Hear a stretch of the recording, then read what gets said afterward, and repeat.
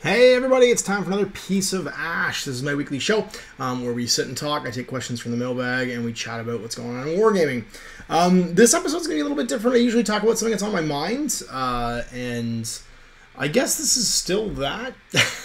One of the things I've noticed on a piece of ash is people talk to me about industry questions or sort of like overall trend questions in wargaming and try and get my opinion. And I'm happy to do that and keep answering those questions. And of course, Piece of Ash is going to keep going. We're going to do this every single week. But I've been kind of spitballing and trying to wrap my brain around an idea for a new series because I do like talking about this stuff. But I'm just one person. And while I do have a lot of experience in the industry, I've been in it for almost 20 years. It is useful, I think, to be able to hear from you guys. And so Latin Vox Populi means the voice of the people. I'm going to start a new series where basically we take a premise, we have an idea, something to do with wargaming, and we try and answer a question. So much like when you learn how to write an essay in high school, there's going to be a question, there's going to be a bunch of sort of like, well, I guess it's going to be a thesis, which is typically going to be posed as a question here, trying to use a scientific method. There's going to be a bunch of test questions to try and get more information about that premise. So the first one I'm going to do is going to be about wargaming mats. I have a theory about convenience in hobbies and something to do with making it easier to enjoy the thing that you enjoy means that you tend to do it more. And that can result in all kinds of things. If you get to do something more often, you typically spend more money on it, or just resources even. It doesn't have to be money, but resources such as your time, your money, anything that you have, you'll tend to inject more into if you're getting the opportunity to enjoy it. And so one of the things that I want to do is I want to test some of these theories. And one of the theories I have is about wargaming mats. About 6 or 7 years ago, wargaming mats began to appear on the market. Initially, they were kind of a novelty. I actually dismissed them the first time I saw them because I didn't think they would ever replace fixed terrain and having a gaming table. But I was actually really quickly persuaded otherwise because at the time I was living in a condo. I was living in a sort of like a small space of 1,000 square feet. And what that meant was I didn't necessarily have room for a dedicated gaming table. But wargaming mats gave me the ability to enjoy my hobby at home in a convenient setting. I built myself a bifold MDF sort of like overlay for my table. The gaming mat wasn't too heavy, so I just rolled it on top of it. It was easy to store. It would go in a closet, under a bed. And then I just made a small Rubbermaid full of scenery, and I could have friends over and enjoy my wargaming hobby on my coffee table in my living room, on my kitchen table if I wanted to, typically just on my coffee table. That coffee table behind you, it's probably 4 feet across, but it's a circle. So I couldn't do wargaming on it normally. I could probably play a 3x3 game on it, but a 4x4 game I couldn't play. I've played multiple games of Infinity on that table. I've played Malifaux on that table. I've played Anima Tactics on that table. I've played tons of games on that gaming table, which isn't really a gaming table, but only because of gaming mats. And that experience for me led to the question, if that's what happened, if that encouraged me to play more games that I could play on a coffee table, and the gaming mat allowing me to have that convenience to do so in a small space or in a working space or however it was, could that have affected other people? And so that's where the idea for Vox Populi has come from, is what patterns have emerged? Because my theory is that because that market exploded, there's obviously a demand for it. There's obviously people out there that gravitated to and wanted that convenience basically in being able to enjoy their hobby more. What I want to know is, did it have an impact on things like how often they played, where they played, how much money they spent on playing? And so the first Vox Populi is going to be based on that. Now, the only way I'm going to actually do an episode of Vox Populi is if I can get 1,000 answers, and that should be easy. More than 2,000 people usually watch these videos in the first couple days. All it's going to take is for you to go into the video description below, click the link, and answer 4 or 5 questions. I think this one's 5 questions. And they're all just multiple choice, click whatever applies questions. If we can get 1,000 answers, I'll make a video and we'll analyze the results and we'll see what happens. And that's going to be the premise for Vox Populi, is we're going to ask these kinds of questions. The next episode, when that episode airs, I'm going to ask for, they're going to come up with one for myself, I'm going to ask in the comments for other ideas of things we can test. And then going forward, that's where I'm hopefully going to be able to mine this stuff from, because the more you guys give out ideas, the more things we can test. And we have this huge group of people that watch these videos that we could actually pull, and people from all over the world. I'm lucky enough to have viewers from as far away as South Africa, India, China, Japan, just all the continents of the earth. There's been people who've either emailed me in or that, you know, through my metrics I can see are actually watching these. And so I think it's going to be really interesting to hear from all of you guys out there in Wargaming, whether you think your answer is important or not. I want to hear how it impacted you, whatever the premise is going to be. So in this case, it's going to be gaming mats. How did gaming mats change the way that Wargaming worked for you? Did it not change it at all? Because it could be that I've even got options for that in the questions. There's been no change. It didn't affect me in the slightest. I still keep doing the things the way I did. I want to hear that too, because I want to know if we can get 1,000 people, because that's a minimal sample group, I think, the minimum that I can expect to be able to make a video with any real sort of like ground underneath it. You know what I mean? I want to be able to get at least 1,000 results before we can start to see patterns emerge. Because typically in any kind of focus study, you need at least 1,000 results before anything that you ask can have any kind of like legs to it. But luckily enough, this is a small enough niche hobby that 1,000 answers is a pretty significant response. And I'm lucky enough too that my videos typically go to all kinds of different wargamers and all kinds of different hobbies, not just you know, the 40K gaming crowd or the Warhammer gaming crowd or the War Machine gaming crowd or whatever. So we should be able to pull in a pretty diverse sample group. So just go answer the questions, just think about it, like really internalize.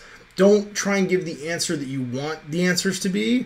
Try and give the answer that is your honest experience, and let's see what Vox Populi turns into. Because I think this is going to be a really neat segment, and I think it can provide some really interesting discussions. Because this is you guys getting to give feedback in a real way. So it's not necessarily as anecdotal. And if we can get a big enough focus group, then we're going to be able to have a whole bunch of people hopefully be heard. And that's the idea. So I hope you guys enjoyed this idea. This episode of Piece of Ash is basically launching the idea. And like I said, if you never see a Vox Populi video, it's because 1,000 people didn't answer. But I guarantee there's 1,000 of you out there, because more than 1,000 people watch these videos. If you take 3 minutes of your time and click the link in the video description, I'm going to remind you at the end again, go click that link, go give some answers. You guys will be able to hopefully get some really interesting and entertaining videos that answer some questions about the wargaming market, because I'm going to poll you guys on it and we're going to try and get some results. So I think this is going to be really neat. I'm super excited about it. I'm actually really excited to do some ideas for some shows that are different like this. I don't know if you guys know, but the boy is actually starting daycare tomorrow, and I have mentioned this in other videos, but a lot of you watching might not know. And that means that next week, well, this week, but we're going to kind of play it by ear.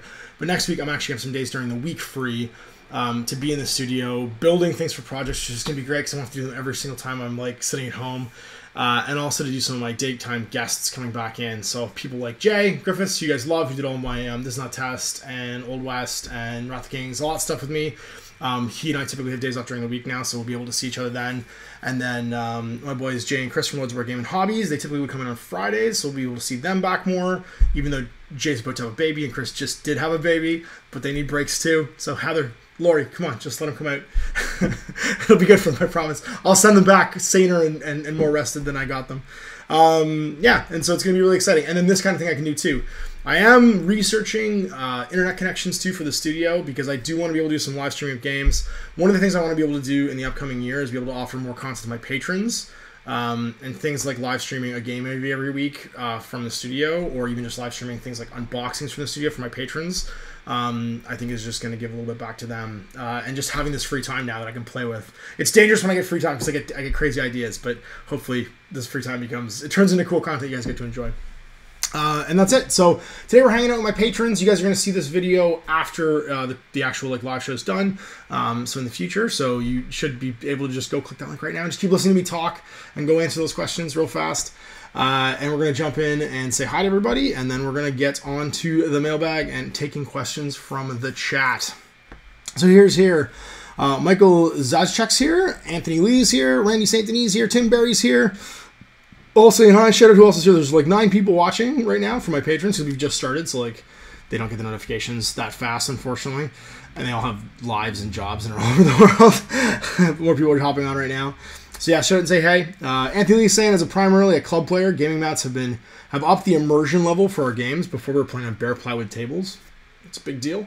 I've even noticed people sort of base their armies to match the gaming mats we have. That's interesting. That's a really interesting observation, because if that wasn't happening before, if they weren't even basing their models before, that's really fascinating, because that means that upping the level of their experience made them hungry to keep the level of their experience rising. So that pushed people to maybe increase the level of what they were doing. That's a really interesting observation, interesting little anecdote.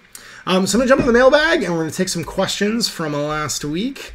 And God, some of the names you guys come up with for these questions blow my mind. And it's become a game. I think it's honestly become a game right now with the mailbag, with like putting in people like the name of the respondent to try and get me just to say it online. This name is Salad Lightly Tossed with Pacific Style Dressing. I know who you are. The question is, who would win, Wizard/Apprentice or Heriter/Warden? That's really interesting. So this is a Frostgrave question, and it applies to the Wizards and Apprentices from Frostgrave, Frostgrave, the original Frozen City, and Frostgrave, Ghost Archipelago, because they're very different games. And the Wizard in Frostgrave tends to start as not a great fighter. He hires great fighters, and he has a lot more open selection in his warband of who will come with him from the get-go. He can take 10 different guys. Whereas the Heriter typically only has 4 ships crew and maybe 4 specialists, and is a much better fighter himself from the get-go. And so it's interesting because you're talking about 2 very different skill sets. Now, the Warden has 3 spells typically, and the spells are pretty good. They're actually pretty easy to cast as far as like damagey, hitty spells go. So that's kind of a balancing factor. And your Heriter tends to be a pretty good fighter. I honestly would give the advantage to the Heriter's crew in the beginning, because they typically start with a full complement, because you always have 10 guys. So if the Wizard was to take like good fighters and stuff, his warband would only be like 5 or 6 people usually, if you hired like a barbarian or whatever.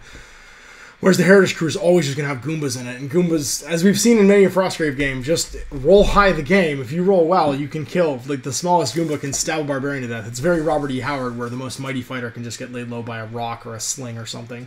But the Wizard later on can become so powerful with just stacking buffs and stuff.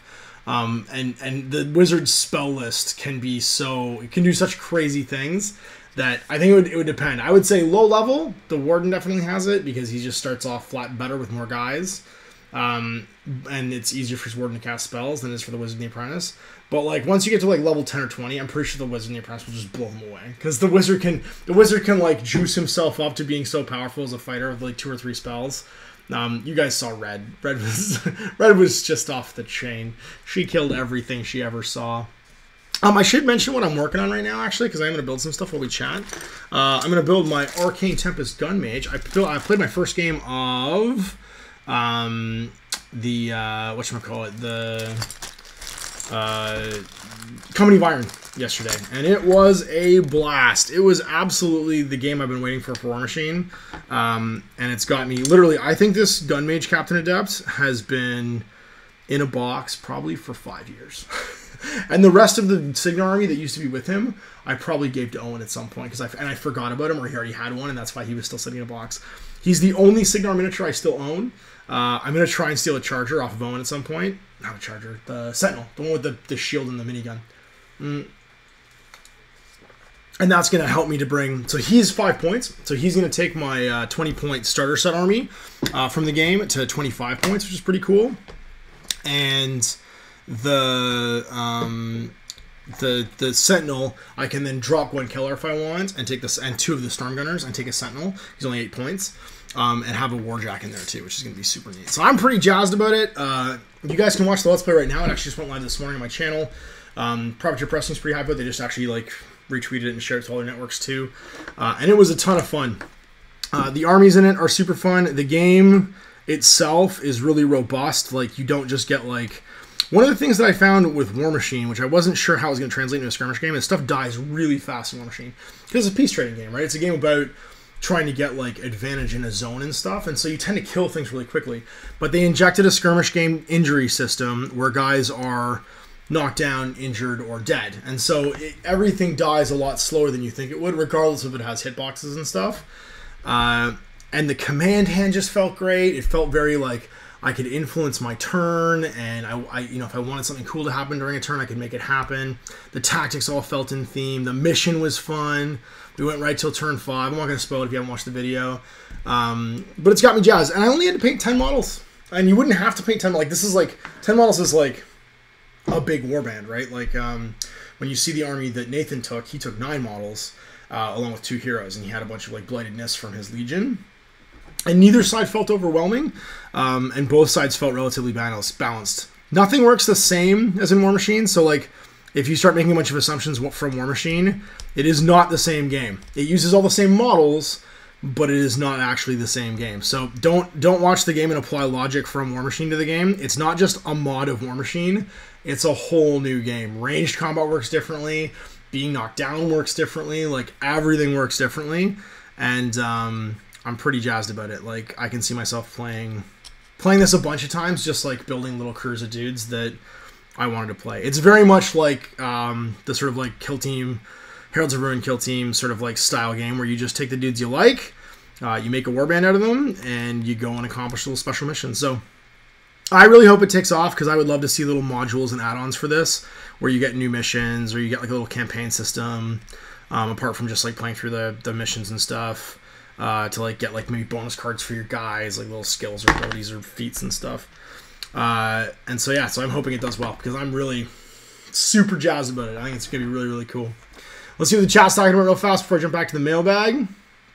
Randy St. Denis says, I usually play at our local store as well. I take my mats with me. I have a problem and I have 5. I find playing at the store helps get people into the game, and the mats help. There you go. I definitely agree with that. Playing in public actually makes a game a real boy, especially if it's a game that mostly exists online. The more you play a game in public, the more likely people are to want to come and play it with you. So having your own gaming mats, if that adds the experience, if the store doesn't have any terrain, is actually a really cool thing. Randy St. Denis says, we recently got Infinity going just by having 2 of us with good mats and the cardboard turn from the Red Veil box. Yeah, man, actually, I'm excited about that. I was really hoping, I know you can't come because it's going to be your 40th birthday, but I'm really hoping that you guys get to come out to one of the tournaments I run in the future, because it's going to be fun, and it's a simple tournament, this one. It's mostly joint and direct missions, so if you were a new player, I wouldn't worry about coming and doing it. And Season 9 is great for new players. ITS Season 9 is great. Big shout out to Carlos and the community guys, hello us from Corvus Belli, because they've done a lot to make it so that you can play with smaller collections of miniatures. You can play limited insertion or 10-man teams in the new ITS in Season 9 and not just get punished for it. So all the things that used to punish small teams and kind of like exacerbated the taking like large groups of small guys have kind of been ironed out in Season 9. And taking tags is cool again, because tags will get fatality. Yes, it's going to be really cool. Get to play with your big dudes. And Randy's saying, yeah, we got 7 dudes per turn. That's going to be exciting. Tim Berry says, I didn't think so till I realized I had gaming mats. Tim Berry says, I didn't think gaming mats had changed my life until I realized I had 6 4x6s, 2 3x3s, and a 4x4 mat. Dude, you don't want to see the studio. Gaming mats have definitely changed my life. Randy says, I'm glad I'm not the only one with a problem. Anthony says, wow, I thought my 2 6x4 and 4x4 was a lot for one person, but you guys put me to shame. Oddly, I'm actually looking to put together a fixed non-mat for Bushido table. It's funny, the 24-inch board games are the ones that I think actually are the ones where I'm still really excited to do fixed terrain. Adam from Greenleaf Terrain right now is really excited about Bushido, and we played a game that you'll get to see coming up in the future where I loaned him my ninjas because he loves ninjas. And I actually gave him a couple of my spare minis, and he's really jazzed to make like a really cool little 24-inch board. Eden, which we just did the Let's Play for that you'll see in the upcoming weeks, is also on a 24-inch board, or because it's European, it's in centimeters. It's 60 by 60 centimeter board, which is 2x2. It's coming up real soon, and again, I use mats for it actually only because I cut up.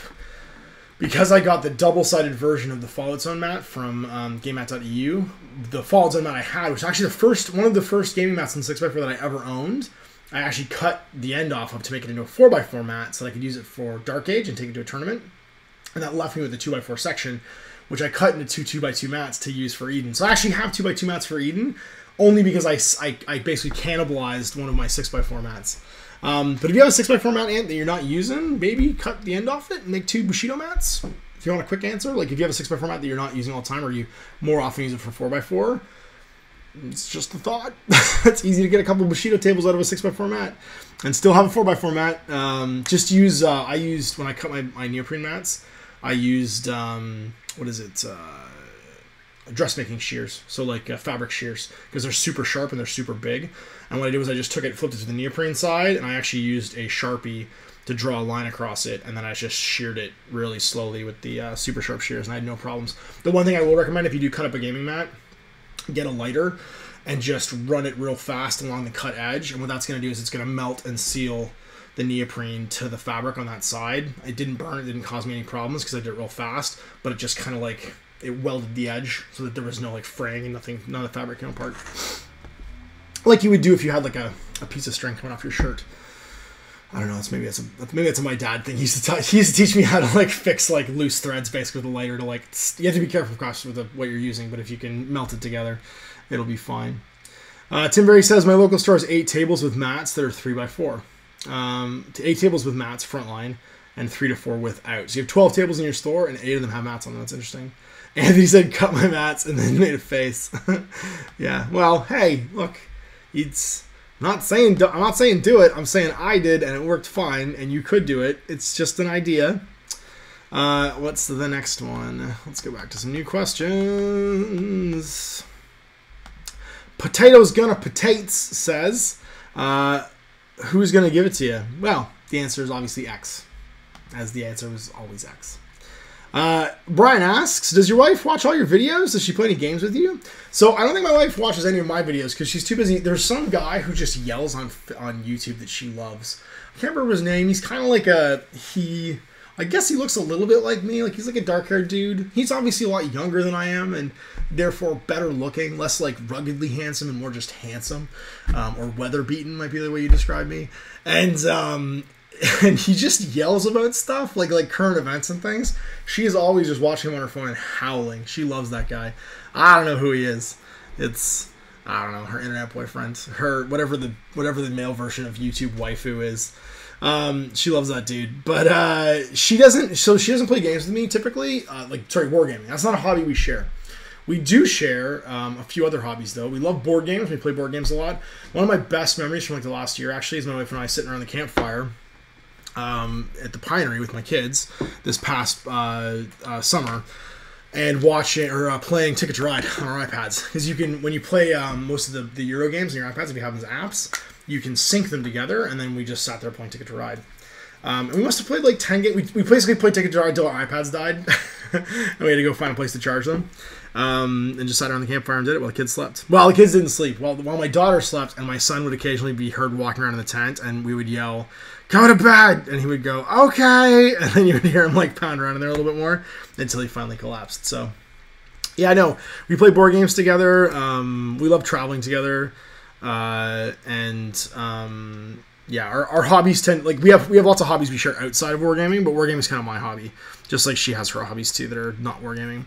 But also wargaming was always my job too, right? So like, it's kind of different because we met through my job actually. She was a friend of one of my employees when I managed the Eaton Center store in downtown Toronto, and so it was, it was like, it wasn't like it was my hobby to her. It was always my work.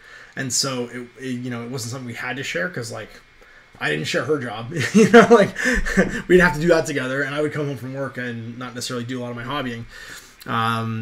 So no, it's never really been something we've done together, and she doesn't really have any interest in it, but she loves comic books, she loves movies and board games and all that stuff too. So we typically do that stuff together instead. Next question. E-Town Brian says, any plans to bring on someone else to help you edit videos so you can spend more time painting and creating content, or maybe just get 2 or 3 videos a day? No. It's never going to be anybody but me, I don't think, man. It's highly unlikely that I start hiring employees. I'd rather be a sole proprietor. I'd rather just be the dude making this stuff. I like editing videos. I like learning how to do new things. And like, I'd never edited a video before I started doing this or worked on any of this stuff before. I understand how cameras worked, but like the video side of it, I was totally unfamiliar with. So this has been fun. I like if I'm not challenged, I won't enjoy something. Like I'd get bored and I'd stop doing it. So I need to be challenged as well. And the editing, I'll be honest, doesn't take as much time as you think. The most time consuming part of editing is typically rendering, which is when you actually just hit a button and walk away from your computer because it's pushing tons of information to the video card to spit out a video of all the clips you've just added together. So that's not really that much time. The most time-intensive part is building and painting the toy soldiers, which I do myself, right? I've occasionally had people help out, or I've rented people out to help me with terrain and stuff. Adam from Greenleaf Terrain's been amazing. He's done a couple projects for me. You know, I would get a hold of this MDF terrain for Infinity, and I would assemble it all and then cart it over to his studio, his place, and be like, "Hey, dude, you got some time?" And if he's in between projects, he'd do it for me. But he like builds all the stuff for me Wargaming, so he's super busy too. And so, like, yeah, so it, you know, like, I don't think I'm going to bring anybody else on because, one, I don't want to, right? Like, I'm the guy that if it wasn't me doing it, this wouldn't be the same channel, right? Like, you'd be seeing, this would be the other wargaming channels where the guys don't paint their own miniatures and, you know, they get other people to build the tables, and it's not the same thing. Like, I can't speak from experience if I don't have experience with stuff. And yeah, you're never gonna get that many videos a day from me. What's probably gonna end up happening is you're gonna get more content that's not battle reports, because the one thing that I'm capped to doing is getting people to come play with me, but other people don't have an unlimited amount of time, right? And I'm never gonna hire 10 guys to just make battle reports all day, because that's not what this is about. This is about my wargaming experience, not just producing stuff. So yeah, and you wouldn't get a variety then either, because I don't think you could find someone else that could play 50 different types of game a year, you know what I mean, or you know, learn a new game every week. Like I've played the past 2 weeks, I've learned 3 new games. So yeah, like it wouldn't be the same. So I mean, getting more content would be cool, but I'd rather produce a variety of content that's interesting and different and that no one else is doing than just poop out battle reports of the same game over and over again, because that was the point of doing this. That's what you guys signed up for. E-Town Brian asks another question. What do you know about the company Avatars of War? Have you played any of their games? No, they have a neat little arena combat game. I haven't actually played the game, but I do own a bunch of Avatars of War models. I have some of their ogres, some of their chaos warriors, one of their barbarians, the Conan guy, who I was actually going to paint from Frostgrave, and I probably still, or Ghost Rider Pelgrim, I probably still will, because he's like the Robert E. Hound Conan with like a big double-handed axe. He's awesome.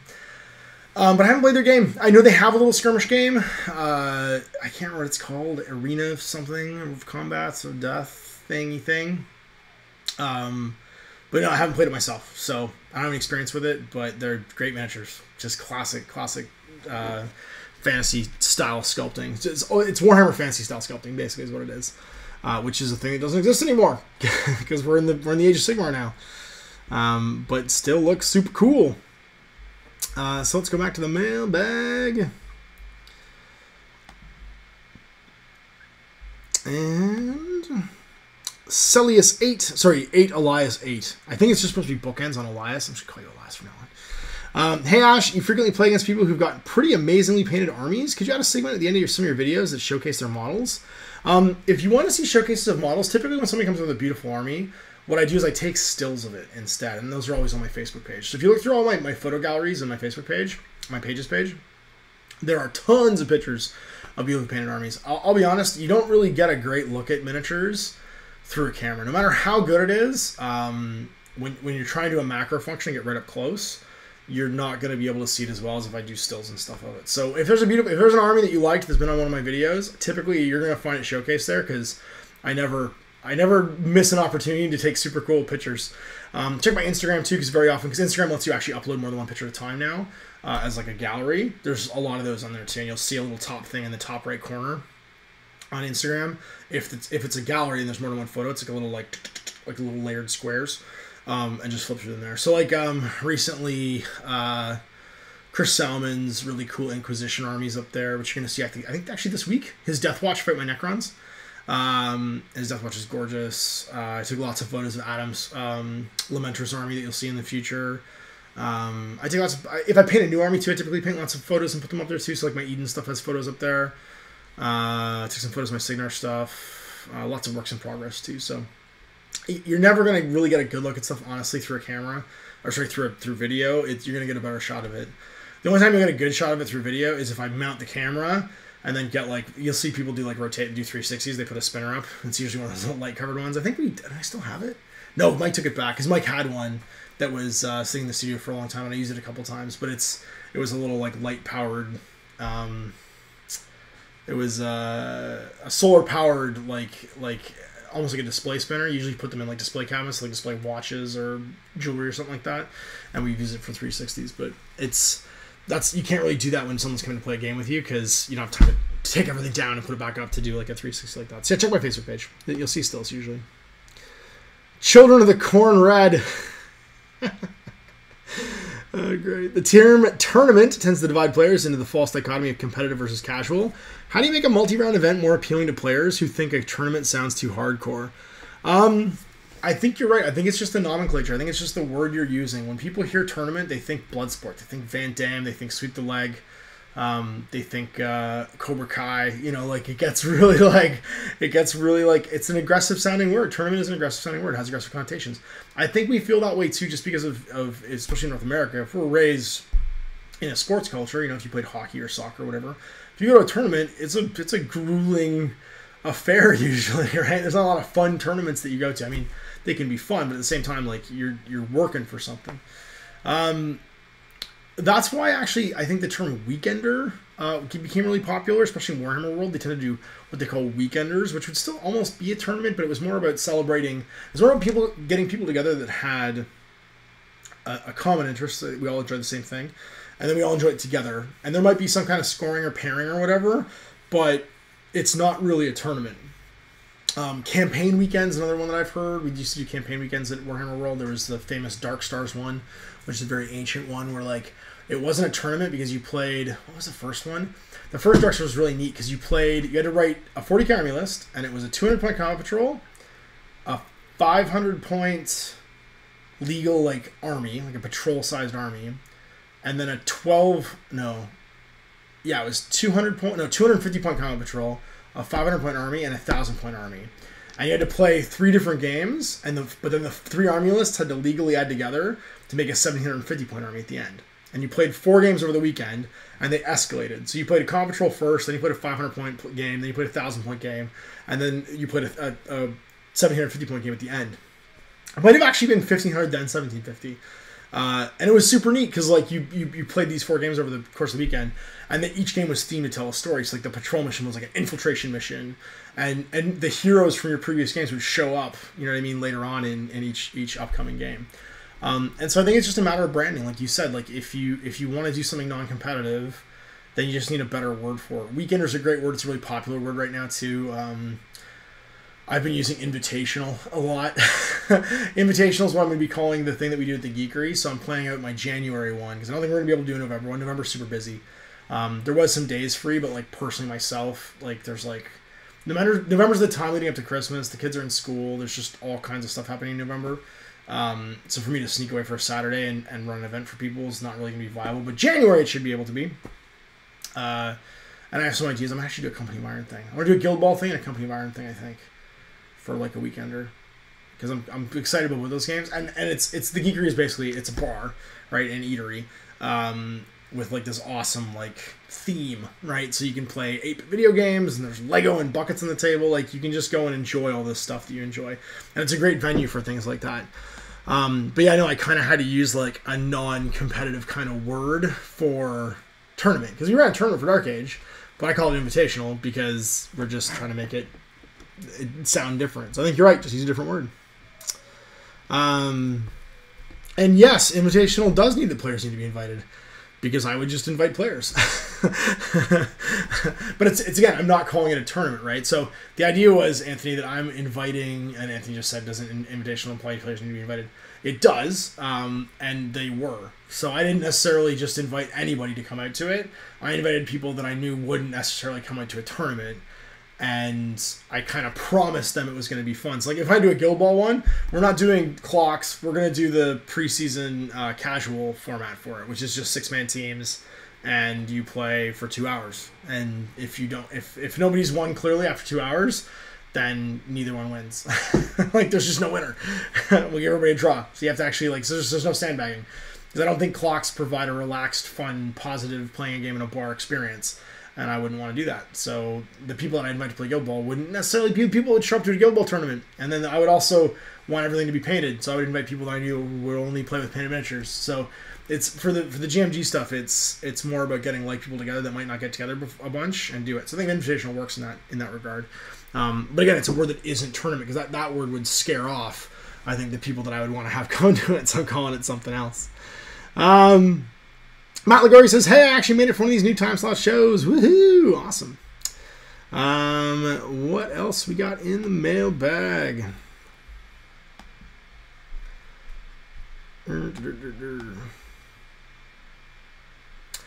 What do you think about the new Imperial Guard Codex? Oh, well, I didn't know there was a new Imperial Guard Codex. I knew that there was a new Astra Militarum Codex, but I wish it was an Imperial Guard Codex. It looks neat.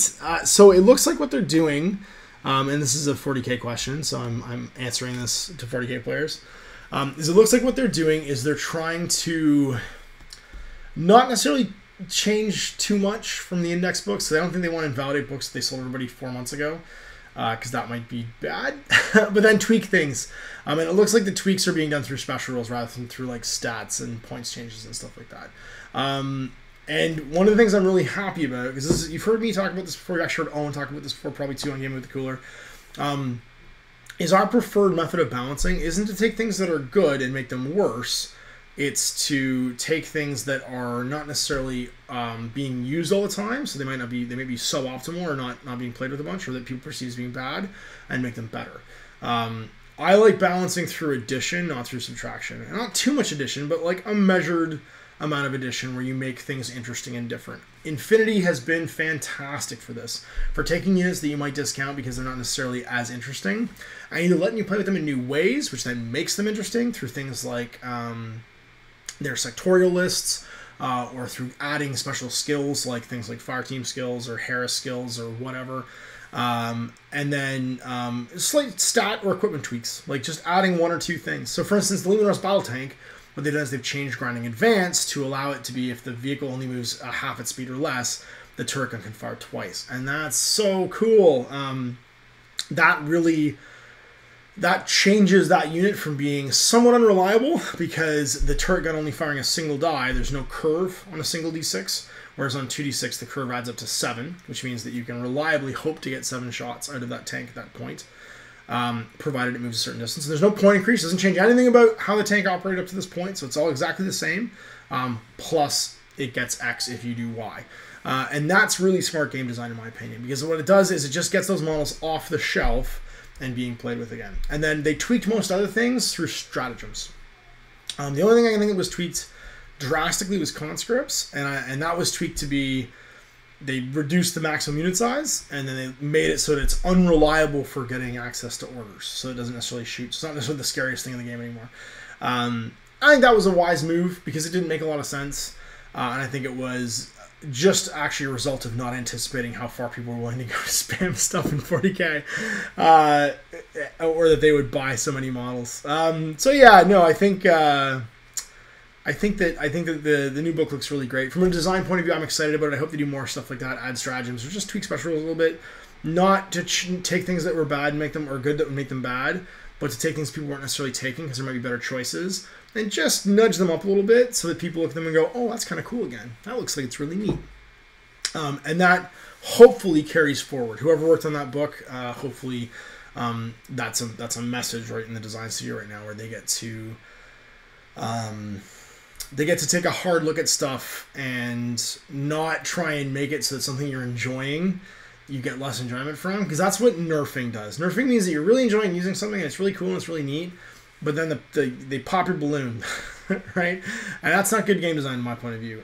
Good game design is take the units that people aren't using and give them a reason to use it, and keep everything sort of shifting up slightly. And that's a difficult course to navigate, because you don't want to make stuff too good. You don't want to rocket shift stuff past other stuff, because there's easy fixes and hard fixes. You have to really think about how you're doing it while you're doing it. But it's overall better for your business usually to make people enjoy things more than to remove enjoyment from something they've spent money And so I'm really happy about that. I'm hoping that the sort of trend of that continues and goes forward, and we see more of that going forward. Anthony says, hey, speaking of the new time slot, Ash, did you know the bumper at the end of each of your videos still advertises these shows at 2 p.m.? Yeah, what's going to happen it? Because and that's why I put unless I notify otherwise, because remember, I film a month out. So when I change the time slot, we're still seeing videos that I filmed, months before, basically, where I wasn't sure what was going on.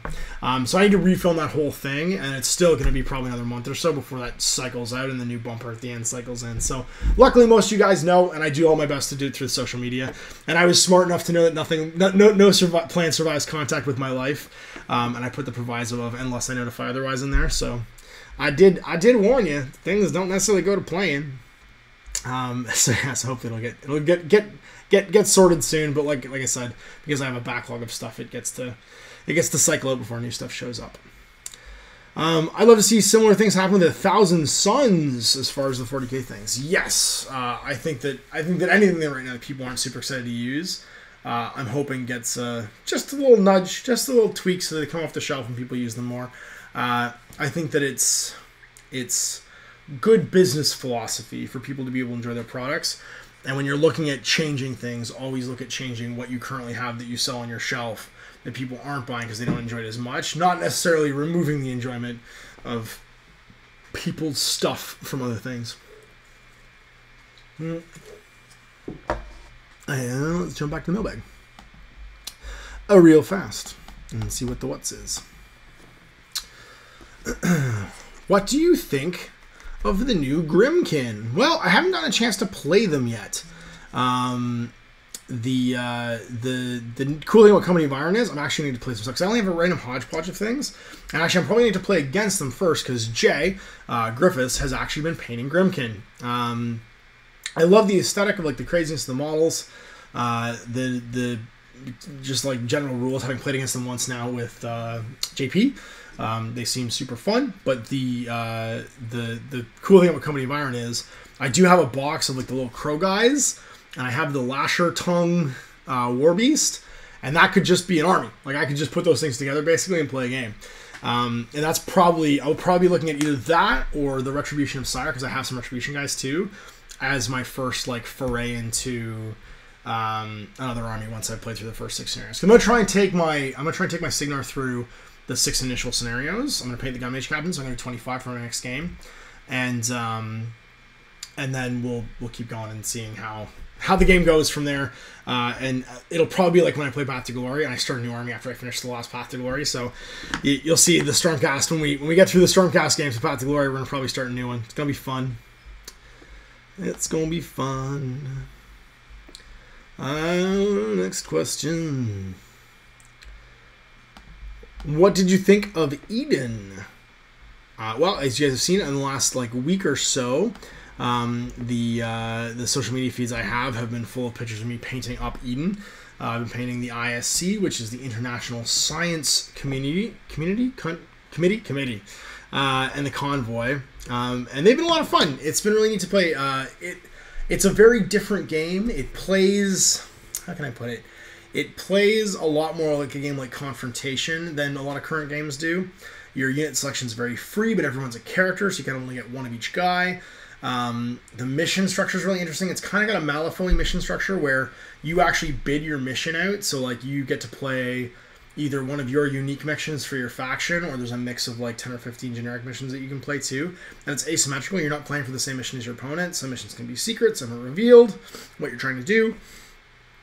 And it's fast, but not fast. Guys can take a lot of damage, and they degrade as they take damage. So it has that little bit of granularity coming forward that keeps the game going all the way until the last turn, until turn 6. And I really like that. So I'm pretty stoked about it. We're painting up some more stuff to play. Actually, Owen really enjoyed it. I was surprised, because sometimes he gets a look on his face when I ask him to try a new game. But then by the end of it, he's like, yeah, no, this is fun. I mean, this is okay, I guess. But then this one, he was just like, I like it. This is fun. This is neat. Let's do this again. So he's working on some stuff as well. And yeah, and I love little companies like Happy Games Factory, because they just make crazy neat stuff that they like. So it's been a lot of fun. So yeah, you'll see more of it. The Let's Play comes up in the next couple weeks, and then there's going to be more of that, hopefully, in the near future. Beardy Bard Brad says, when are we going to see some Hero Quest? Soon, I hope. I actually, one of the things that you, who are the patrons, who are watching this video now and are in the chat, saw this past weekend, which guys who didn't, who are seeing this in the future, I guess, who are not patrons, won't have seen, is I played some Silver Tower this past weekend with Danny, who's recorded the previous Silver Tower videos with me. So we're actually 6 shards in now. We're 2/3 of the way through the whole thing. And then afterwards, he got the experience of standing around the studio with me while I dug through boxes to try and find stuff. Because one of the things that's been happening in the last year is a lot of the Throwback Thursday games that I've been doing have been getting re-released. So Blood Bowl got re-released. We had Necromunda get announced now, and we've seen the new Necromunda stuff. Shadow War came out, which was kind of like Necromunda getting re-released, and we're in this weird place now. And then Adeptus Titanicus has been announced as well. We're in this weird place where I'm kind of running out of the classic GW games to play. And so, and of course, Silver Tower Warhammer Quest got re-released too. And so, I'm kind of struggling as to what I want to do. So I'm going deep in, and digging around in boxes right now to try and find some really old stuff and do some projects on it. We played a game of Imperial Knight Renegade, because that actually is a Throwback Thursday game. The Renegade game that came in the Night box is like a very short, you fight with 2 Night Titans game, so I was paying my Night Titans, I wanted to give it a try. And it jogged my memory, because Owen and I played through it really fast, that game is exactly Adeptus Titanicus. It's the original 1988 game of dueling Titans. And so when Danny was there at the studio, I went and dug out all of my old Epic stuff. He was just like, what is happening right now? As I was going and finding boxes and coming back and digging through them. Because I found 12 Warlord Titan bodies, but I couldn't find any arms. And I have a completely unpunched copy of Adeptus Titanicus that I didn't want to sully and start working on again, because I didn't want to take anything off the sprue. So I was trying to do it with all the just bits that were lying around.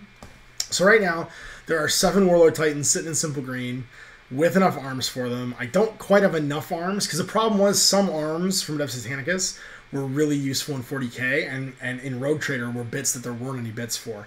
So there was a plasma gun bit from AT that got used on all kinds of Space Marines. There was a las cutter bit, or a las cannons bit, that got used as las cannon, and these bits were bits that got cannibalized onto all my RTB01 Marines. I don't know where they are now. And so I'm going to have to clip 5 or 6 weapons off this, one of my 2 mint AT sprues, and it's actually burning my soul right now. But we're going to do that at Titanicus, and I'm going to try and actually get it done this week. So not necessarily filmed this week, but I'm going to paint all 7 Warlord Titans this week and be ready to go. And I'm going to paint all the styrofoam scenery for it, because I got styrofoam scenery for it. And I've even got cardboard scenery for it. And yeah, so Danny was just being like, what is happening right now? And the reason this popped in my head is I also went and inventoried my copy of Hero Quest, because I also want to do Hero Quest. So those are going to be 2 things that we're going to do for Throwback Thursday coming up. I'm going to crank, because it's actually not a lot of work to do 7 Warlord Titans, believe it or not. And the terrain, I'm going to do that stuff first and just get it out of the way. Because weirdly, Adeptus Titanicus is only played on a 2x3 board.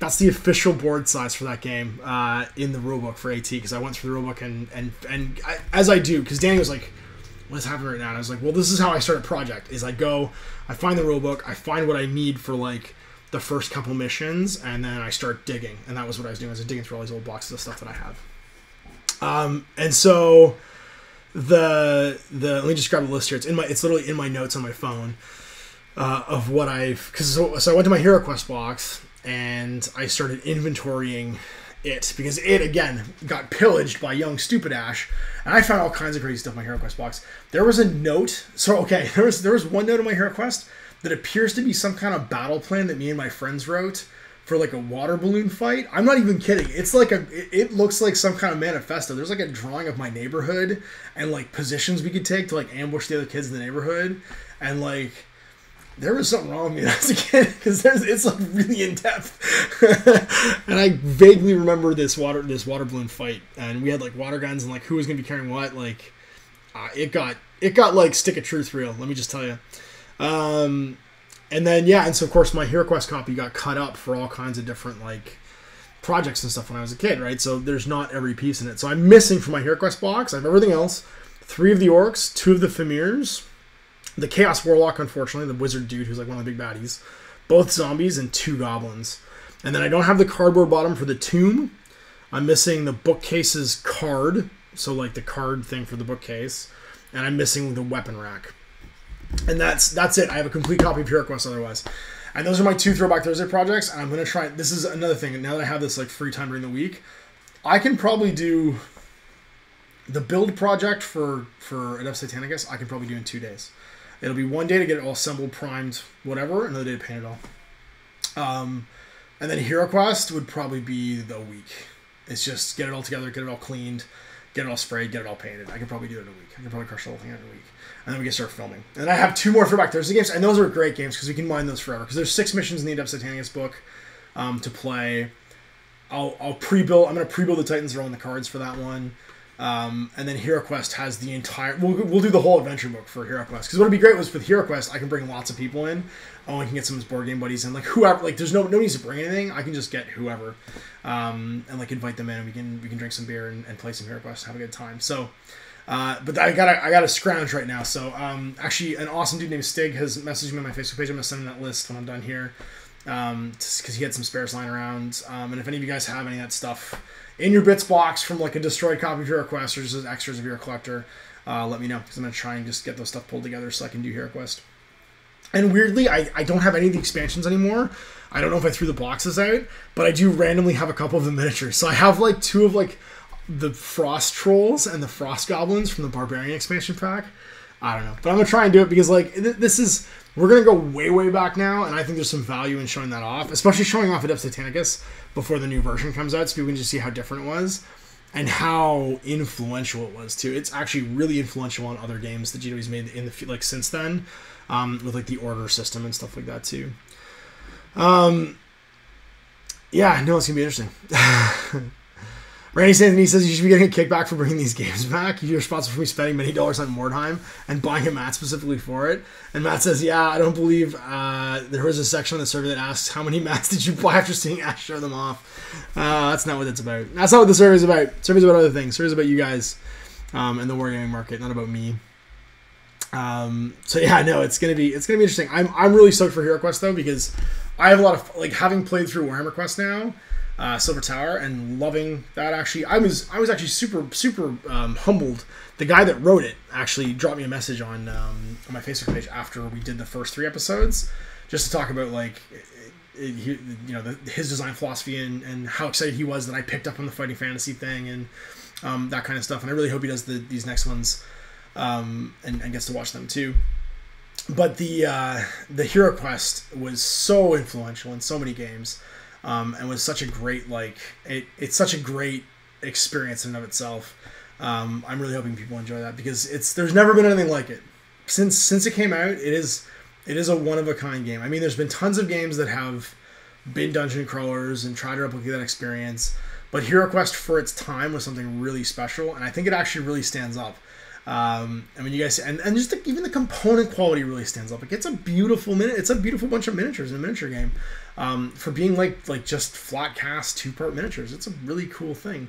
I have a complete inventoried copy of Space Crusade as well that I could do something with. Space Crusade is a tougher nut though because there's a reason it wasn't as popular as HeroQuest. And then I actually have Advanced HeroQuest and Advanced Space Crusade as well. So there's. What was that? What was that thing? You'll never stop the Simpsons. It's kind of that story about the clip show. Like it's going to be one of those things where we got stories for years. Maybe Mo gets a cell phone or something to that though. Maybe a crazy wedding. Yeah. That is a random Simpsons reference that just pops in my head. But like that's exactly my like memory of the Simpsons is You'll Never Stop the Simpsons, that song. Ben says playing a HeroQuest campaign right now with my kids. That's awesome. Ben, that's another reason for me to do this, honestly, is I can have a completed copy of HeroQuest so that when Kat's old enough that she can read, because she'd probably play HeroQuest with me right now, and my son's no longer feral. He's mostly not feral. I shouldn't. That's disingenuous to my son. But he's mostly feral at this point. He would just destroy anything I put in front of him. That's my hope. Is that if they do take an interest in this stuff, I can introduce them that kind of stuff to them. Because it's just a great imagination game. And it didn't skimp on the role playing experience ever because it had a game master. You played as Zargaz or whatever his name was, the dungeon master. And so there was an element of like the unknown. You didn't open the doors until you went inside. So like you didn't want anybody to be able to see you laid the dungeon out, but you didn't want to be able to see the whatchamacallit, the adventure book, the quest book, because if the adventurers saw it, they would know it was coming up. They would know where the traps were and stuff like that. So it's legit. It's pretty exciting. I'm pretty excited about it. And yeah, and poor Danny had to sit through me basically doing all of the mining that happens before these things happen. Because like I have stuff in different boxes, and I don't know. I've pulled boxes out to try and find something for one game, and so stuff from another game is not in there, or I've packed two things together. It gets disorganized.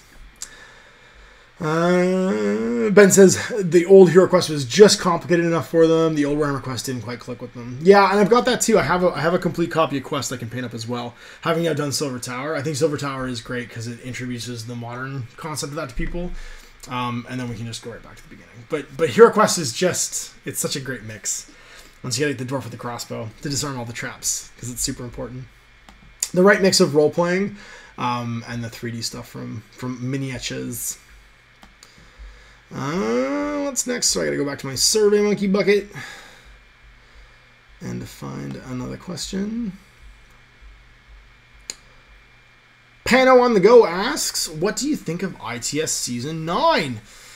Personally, I'm really excited about it, and the fact that my Morats will ride again. I'm excited about my Morats too, actually, and that's something I gotta get painting soon for ITS Season 9. SkyCon's coming up. SkyCon out in Kitchener is going to be a big convention where I'm going to run ITS. It's about 6 out of 12 spots full now. Captain Spud from Captain Spud's Hacking Device Assister program is going to be there. I will probably be there.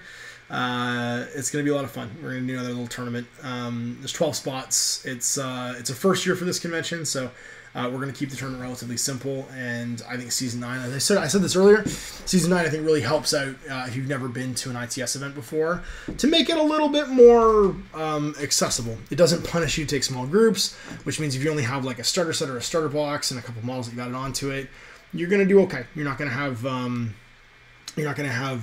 sort of like these swarm lists necessarily outclass you based on the format, because the format's helping you out. Giving tags a boost. Last season they got a boost through tech bees and little pop-out dudes who let them do specialist actions, and then they've got another boost through having fatality, so all of their guns. Because it doesn't make... There are always times in games where, and I completely understand from the sake of like rules efficiency, having one piece of equipment, one set of rules for that piece of equipment across an entire game, because it just streamlines things.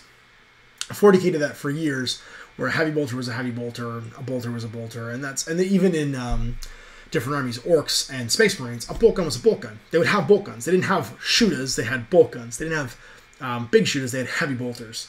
And that was okay, because it just let you manage one pool of equipment.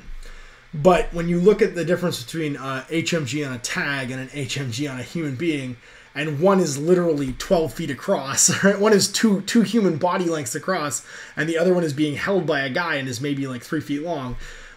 You would think there's a slight caliber difference between those weapons. So adding fatality tags was just basically representing the fact that the weapons carried by giant powered suits just are bigger than the weapons other people carry. One, I think it fills a game niche because they needed to be a little bit better, and two, it just pleases my inner like immersion hobbyist. You know what I mean? Where I see something and I go, well, yeah, of course it's more dangerous. Look at how big it is. You know, like you can connect to that idea really quickly. And again, that's a good game design change. Using their, I think what's great about Corvus Belli is they've gotten smart with using their yearly organized play document, which most people draw their scenarios from, because there are some scenarios in the rulebook for the game, and they're fairly simple. But to get new and exciting scenarios every year, you go to the ITS document, you grab those new scenarios. There's like 20 scenarios in there. And you get some bonus rules too. And this year, adding stuff to tags and the new stuff for civilians and kidnapping and just little immersion things like that, super exciting. Really, really happy with ITS Season 9. Just every year, Corvus Belli, they've been really innovative in how they use their OP documents and their free online army list creator and stuff to just continue to drive their business forward. And that's if other gaming companies could take a look at somebody doing it intelligently with some forethought, I think Corvus Belli is really ahead of the curve with that. So well done to them. Season 9 looks great. Excited to play a bunch of it. We played our first mission a little while ago. You'll see it coming up on the channel because we weren't sure. Typically in previous Season 9 missions or seasons of ITS, the main rulebook missions have always been in them, and then you've moved on to other missions. They actually took out, the one thing I will say is interesting, they actually took out all the room missions from ITS this year. And I think it's probably because they weren't being played, and that's something that's really easy to see for them because their tournament tracker tracks what missions get played in every event that gets run, because the way that ITS works, it's all logged through a website, all your results are posted through a website they control. So they know probably that those missions weren't being played. And the only reason I would say they weren't being played, because they were great missions. They're super fun to play. I love all the room missions. The problem was they had a terrain requirement, and a relatively big terrain requirement for a TO. You can get away with a lot of sort of like making stuff yourself out of hat boxes and whatever with Infinity, but the 8x8 objective room being a certain dimension, a certain size, and needing one for every table, it just meant that it tended to be easier for TOs not to do them.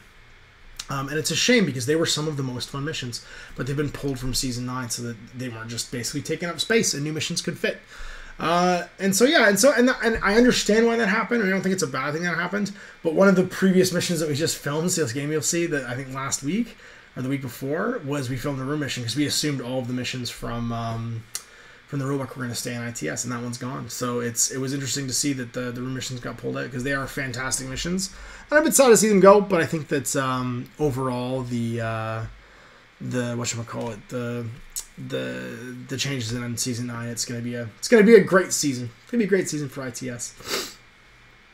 Ben says Kingdom Death got too giggly with all the weird mangled genitals. Yeah, I could not see myself playing Kingdom Death with my kids, to be honest with you.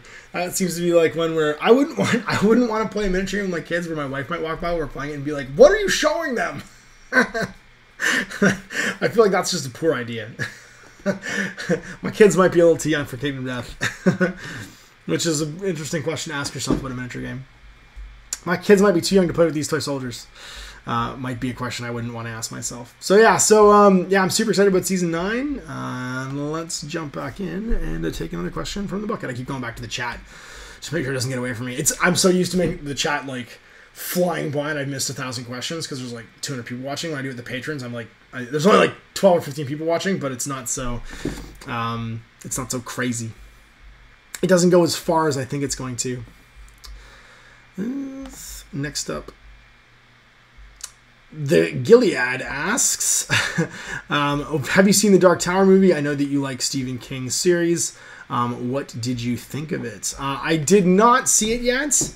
But I did unfortunately watch a review of it, and it didn't seem super promising. I'm a bit sad that this person is the person I watched. Can't remember if it was Comic Book Girl 19. It might have been Comic Book Girl 19. She's a big fan of Stephen King, and she did a review of It that I watched as well. I haven't seen it yet either, but her review of it was really cool, and that actually made me watch the Dark Tower review because I really respected her review of it because she clearly had like a lot of like connections to the book, and I really enjoyed the book as well.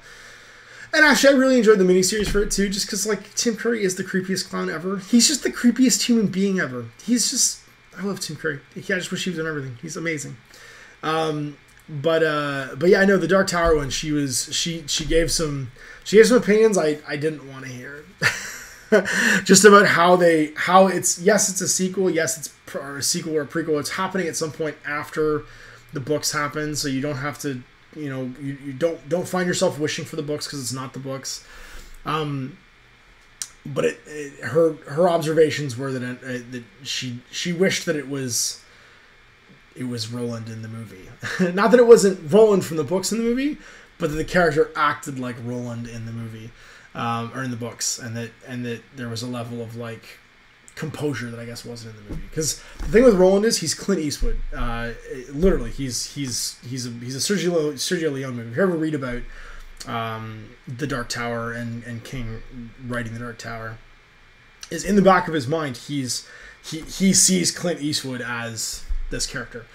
And if you've ever watched a classic Clint Eastwood Western, his level, the thing that makes him scary is his level of composure. When everyone else around him is sweating and freaking out, he is just laser focused all the time. And that is the way that Roland is described in the Dark Tower books, is that they call it his singularity of mind, his lack of imagination, his ability to be completely focused on the task at hand and the one thing that's in front of him, is his magic power. It's his thing that allows him to be like the fastest gunfighter and whatever. And I guess in the movie, this person had doubts and while Roland has like faults and frailties in the story, his ultimate thing that like sees him true through everything is he just remains focused on one foot in front of the other, one foot in front of the other, and then it didn't ring the same in the movie, which is too bad because it's such an interesting universe and it's so cool and like it's such a wonderful cosmic fantasy story with all of these tropes kind of like nailed together. I had really high hopes for it. I love all the actors involved. I love everybody that was sort of like pulling together for it. But I guess that one thing, the gunslinger, if the gunslinger himself doesn't ring true as like that gunslinger from the book, and it has nothing to do with like how they look, it's to do with how they act.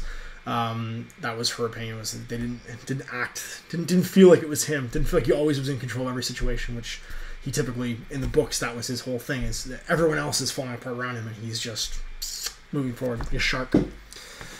So yeah, it was disheartening, but I'm going to try and see it. I also really want to see it. I love the original It.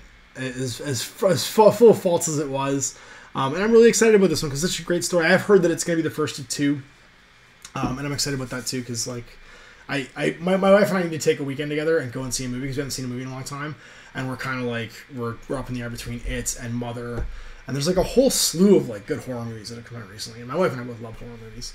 When I first moved to Memphis for Halloween that year, she sent me like a care package that was like a bunch of like junk food and every Halloween movie. And I had to watch them in order, she said, so that I could watch. And I made it all the way to H2O.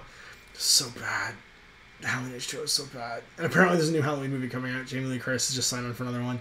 Like the final chapter. The final chapter. And H2O is actually worse than the one with the guy who's going to gas everybody with the evil dolls. Is that 3? Halloween, the one with Donald Pleasance, and he's like trying to just stop. Yeah, no, it was bad. Halloween 3, I think it was, where it's like the evil doll maker. Oh god, Halloween. The first one's so good. The rest of them are just, oh god, Halloween H2O. It gets so bad. It gets so bad towards the end. Let's go back to Kingdom Death. Apparently his wife played it too with the kids, so it didn't matter. That's great. Next up, we've got, hang on a sec. Rowboat Girly Man asks, the 40K Classic that you advertised, what kind of tournament is that, and when is it coming up? What makes it the Classic?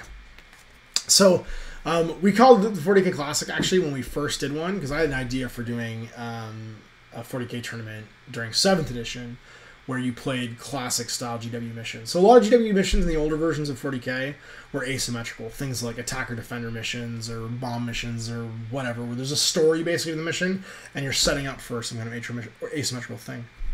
And so the tournament was called the 40K Classic because it ran off of classic missions taken from older editions of the game.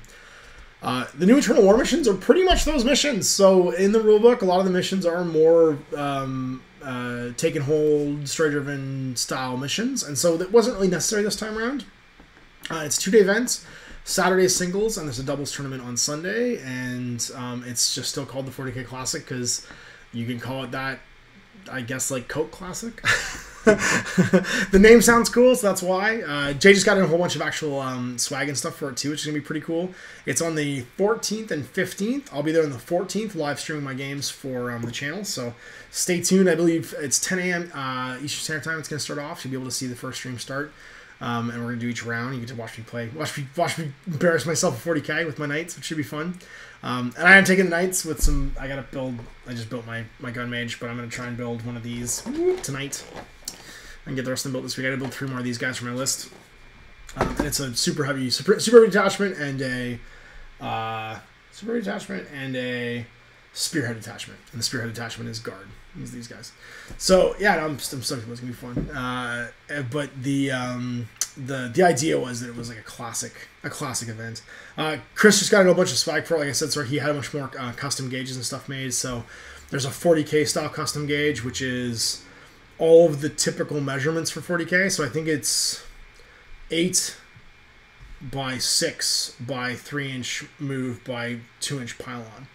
Or sorry, 1-inch melee. So it's 1-inch melee, 3-inch pylon move, 6-inch and 8-inch movements for like standard ranges and stuff like that. And that means that like you've got your... and 6 inches is actually important too, because you put 6 inches with the middle of it over the top of an objective and you spin it and you can see what's in range. That's actually a big one as well. The holding objectives thing, how many models are within range, you can use that to measure. And he made some numbered objectives and some relic style singular objectives, like the logos and stuff on them. And everybody's gonna get those. That's one of the swag things, I think. I can't remember who gets what, but there's swag stuff for the event. And it's pretty cool looking, so I'm pretty jazzed about it. Chris has been putting it together all by himself, and kudos to him because he just had his son, Logan, who I swear wasn't named after an X-Man. Logan Alexander Sly, so congrats to him. If you guys haven't shouted, congrats to Christian Lords of War.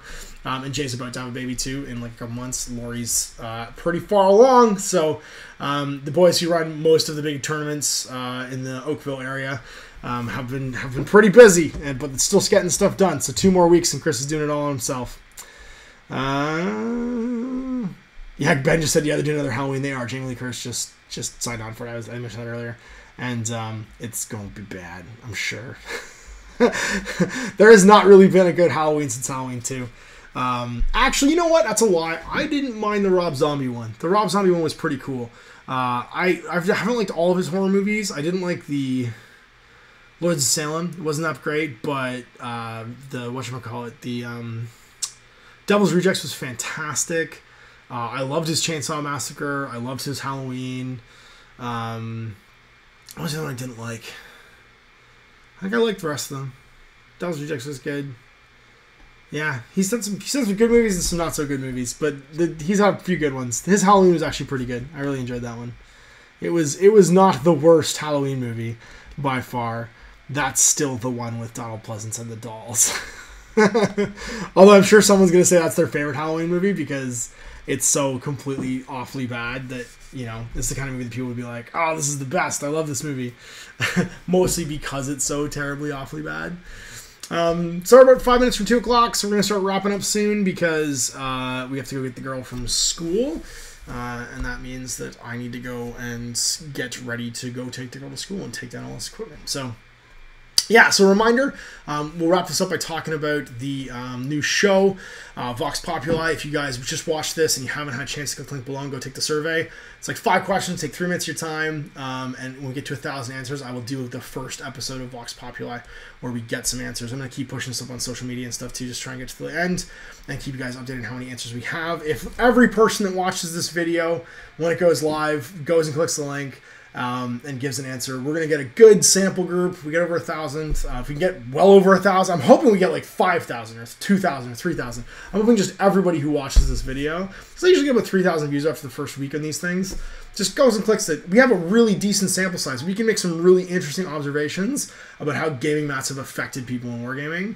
I really want to do that, and I'm really hoping you guys respond to it. And then once that video goes up, we can start talking about what the next Vox Populi should be.